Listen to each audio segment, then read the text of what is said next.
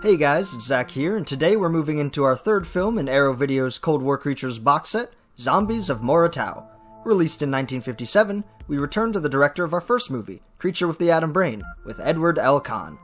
Katzman and Kahn take us away from the sci-fi romp of the last two films and bring us into the realm of the supernatural. This time teaming up for a nautical horror featuring voodoo diamonds, shipwreck salvagers, and a whole lot of slow-moving sailor zombies. So, where does our story begin? Taking place in a rural area of Africa, Zombies of Mora Tau follows a group of treasure hunters alongside a couple of locals as they seek an old naval treasure below the depths of the coast.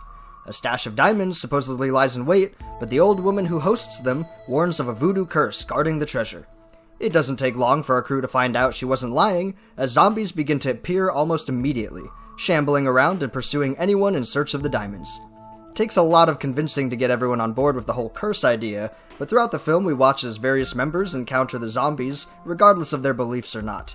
From jungle tombs to underwater wreckage, the locales of this film provide great environments for some supernatural action. Unfortunately, this film falls a bit flat on the execution. I think there's a lot of untapped potential, and I really did enjoy the foundation of this film. However, my major gripes include the script and the death scenes. When it comes to the story, this film went against the idea of show don't tell. The majority of the film's lore is fed to us through extensive monologues from our elderly host Mrs. Peters. There's little to no room for the characters to even figure things out for themselves. Even then, most of the characters don't even believe Mrs. Peters, and furthermore, they continue to deny everything even when a zombie is 5 feet away from them and currently attacking. A frustrating back and forth for sure. My other problem with this film is the death scenes. After watching Edward Kahn's brutal zombie kills in Creature with the Atom Brain, Zombies of Mora Tau unfortunately feels extremely tame. Instead of broken backs and chokeholds, we get slow-moving fists and grapples that seem to kill characters within seconds in the most uneventful fashion. Overall, this film could have been much better, but I believe it has much more to it than the B-movie story. It was entertaining to say the least, and Arrow Video brings with it a group of supplements that elevate this disc into a better light. We have some cool video bonuses to expand our knowledge of zombie horror, so let's go check them out. Presented on disc in 1080p, Zombies of Mora Tau features two audio track options. We have the original uncompressed mono audio, as well as a brand new commentary track featuring author, editor, and critic Kat Ellinger. She was a great pick for this film, as she shares all sorts of information covering both Zombies of Mora Tau in particular, and the zombie genre as a whole. From literature to film, Ellinger discusses so many pieces of work from across the sort of living dead category, and how over time it has experienced various transformations, and its cultural influence across entertainment media. I'm not much of a zombie fan myself, as it's personally one of the more boring monster types in my opinion, but if you're a fan of the undead and all the stories they're featured in, then Ellinger's commentary track is a great one for your collection. For now, let's move away from our feature presentation, and see what video bonuses we get on the disc. For our third film in this Sam Katzman box set, Kim Newman appears once again to bring us a great introduction to the movie. This time around, Newman's intro runs about 8 minutes long and focuses primarily on the zombie genre aspect.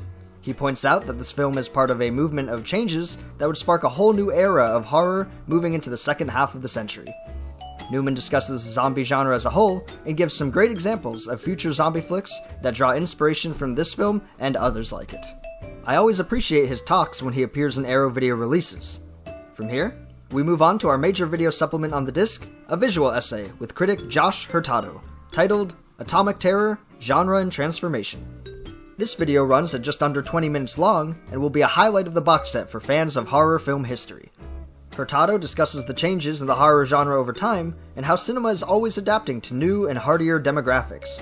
In the past, shadows were enough to scare an audience. Post-World War II, the youth who fueled cinema profits needed something new to scare them out of their seats. Sci-fi was suddenly a major player in the horror genre, as producer Sam Katzman took grasp of this idea and ran with it. Josh Hurtado's visual essay covers this greatly, and is a must-watch within the Cold War Creatures box set. Moving on, Arrow Video rounds out our release with our usual pair of supplements. We get a theatrical trailer for Zombies of Mora Tau, as well as an image gallery hosting 29 stills and photographs from the film. Overall, Zombies of Mora Tau holds more on its disc than an underwater ghoul fest. The supplements here are essential to the box set as a whole, and the movie is an entertaining enough watch as part of the lineup. It's not my favorite zombie film, but the history and cultural context behind it is much more interesting than the feature itself. This release certainly caters to that. For now, thank you guys so much for joining me here on Pajama Theater, and subscribe for more Arrow video content, as well as the final film in this release. Next time, we'll be finishing it off with the Giant Claw. I can't wait to see some aerial monster action, and to complete this Cold War creature's journey. Thanks so much for watching, and I'll see you guys next time.